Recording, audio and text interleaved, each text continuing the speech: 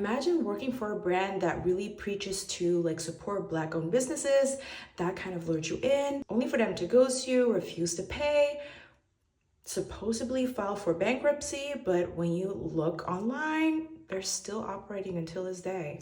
Yeah, let's get into this one. So I normally don't make these type of videos, and I think that I'm blessed to not have a lot of these type of story times in general.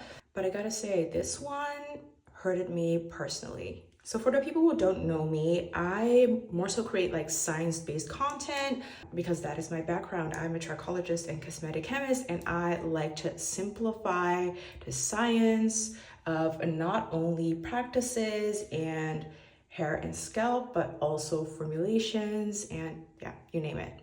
So when this Black-owned brand reached out, and that is also how they marketed themselves, and they told me like they are science-based, and I looked and tried their products, I was like, you know what? They're onto something. So they wanted to collaborate, but they also said like, we're sort of a startup, so we don't have that much budget available. But again, we would still love to work with Angela. And here is the thing that made me eventually lower my price. I've been getting quite some comments for the past couple of years, I would say, from you guys, my followers, mentioning that I'm not working with enough Black-owned brands. And honestly, this is not intentional, but a lot of the times we're just not a great match, or the products performance-wise are just not what I'm looking for. But since I like this brand and you guys were literally in the back of my head, I was like, you know what? Let's give them the benefit of the doubt, since the communication was pretty cool and they're a like semi-startup kind of thing. Let me support this business and kind of like meet them in the middle fee-wise. That was red flag number one, honestly. So we made the deal. I was going to make like a response video that I do quite a lot, using one of the campaigns that they actually did themselves to respond and to kind of explain the formulation behind a certain set that you could purchase from that brand, how to use it, you name it. Now, as a content creator, contract-wise, you put in everything, and also the amount of times a brand is allowed to give feedback and the amount of times that I'm gonna adjust. And like I would say, in general, I only have like one round because I make sure that I send as much as information as possible to the brands just to make sure that we agree on what I'm creating. And a lot of the times that involves a script. It's also how I like to work, especially if it comes to claims, formulations. I just want to make sure that we are all on the same page when it comes to the information that I want to share, and that they as a brand agree to that. So that was all crystal clear. Filmed the video, did everything, went for a feedback round, and that's where the drama started, honestly.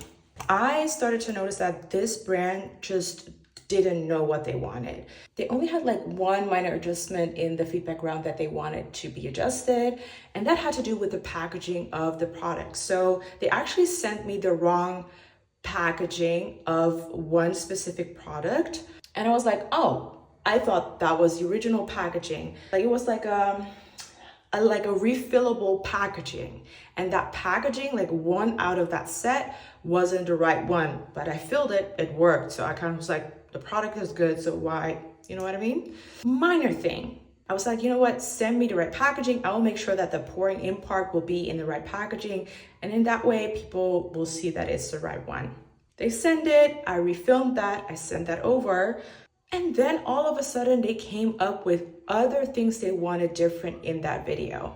They wanted other things included. They wanted to get rid of different stuff. And I kind of was like, this is turning into a video that we totally not agreed on, like not at all. And it made me realize like, okay, you know what, maybe this is their like one of their first campaigns. They're not used to this, but we agreed on something on paper. I present you the whole idea, the script, everything. You cannot just all of a sudden, like after letting it marinate and let us go through that first round of like adjusting, which was the only thing that we had contracted, just to be like exact, for you to change your mind about the whole video concept. But again, I kind of was like, you know what? I really want to make sure that we're both happy with the end result. So I compromised in a couple of things and tried to like think in solutions on still like giving them a couple of things of what they wanted without losing me, my vision, me as a brand, and what I stand for. And but it didn't happen. The second round, the third round, fourth round, I was done. I was like, you know what, this is it, take it or leave it. And that is way more that I would normally take. But again, I wanted to give them the benefit of the doubt. And that is like red flag number, I don't know what. But at this time, I was like fed up and I just wanted to get it over with. It was just a lot. One thing that I forgot to mention, and let me put that in right now, is that in the contract, we agreed on dividing the payment into two. The amount will be paid as soon as the content was approved and then after being posted. But here's the thing, the content was constantly being like revised. They still wanted like adjustments until we came to that like fourth route that I was like, you know what, no, this is more than we asked through the contract. If you want to make another adjustment, or at least that was what my manager said, then you need to pay more for that adjustment. They literally wanted me to refilm stuff or add film stuff to it that I didn't film because that wasn't what we agreed on. And of course, as soon as we mentioned that, they were like, no, cool, we're happy with the content. So we were already past the posting deadline. So I was like, you know what, let's set a new date to post this content that will, you know, make it go out and about. Happy about. First invoice was sent. It always takes some time before you get it, unfortunately. So I was just kind of like, okay, let's set a date to post so I can continue, because we were already like a month into this, and yeah. And that was where the next thing came in. And that next thing was that they said, oh yeah, the products that you're mentioning are out of stock for at least another month. So we have to wait until that is restocked again. And I was like, couldn't you like tell me that earlier? Like, why do I need to ask when we can like post just for you to all of a sudden say that? Because that also means that it takes another month for me to send that second invoice, which also means that I'll get paid even later, you know? Okay, fine. We set another date. That date came, it was back in stock, posted the video. Video went okay. Wasn't my best video, obviously, because honestly, I have to say the adjustments. I'm just gonna say it as it is. The adjustments, I think, had a negative effect on our performance, but that's me. That's me. So posted it, we sent the second invoice, and obviously around that time, the first invoice was due, or even already slightly overdue to getting paid. But if you know, unfortunately, in the creative field, it happens quite often that people, like brands, pay a little later than the due date. So it still was like, you know what, we're still in contact. So, you know, all good. We sent them a little reminder. They were like, yeah, we're on it. Our finance team is on it. Cool. Sent a second invoice, posted it, as mentioned, what the performance was like.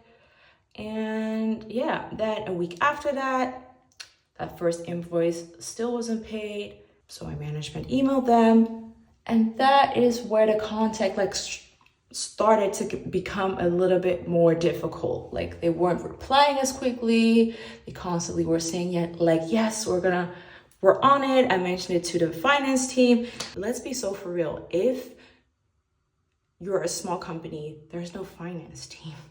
There's no finance department. But I was like, you know what? If you want to call it that, fine. Just make sure that you pay me. This went on for months, and 3 months after that, which meant that the first invoice was 3 months overdue. The second one was 2 months overdue, something like that. After a while, they just didn't respond anymore. And I got kind of worried. And I mostly just was upset. Like, just be transparent, you know, just tell us what's going on. Don't blame it on a finance department and then not resolve it, you know? We were like, okay, what are we gonna do next? I wanted to give them the benefit of the doubt, but also I was fed up with how they treated me, because I delivered, like I did my part. Where the F are you? So we decided to, yeah, let's let's go to the debt collector. Mind you, I live in Europe. In the States, it's kind of different, whereas you need to pay the debt collector a percentage of what you eventually will get from the brand, the company that you're collecting money from. And it already wasn't a lot of money. So I was like, okay, yeah, you know what? Let's just do it, because it's just like a principle now. Now I just want what I deserve, like what's my right. So this is gonna be such a long video. Okay, let's make this a two-parter because it's already way too long. So stick around for part 2, where I'll continue what happened when it comes to debt collecting.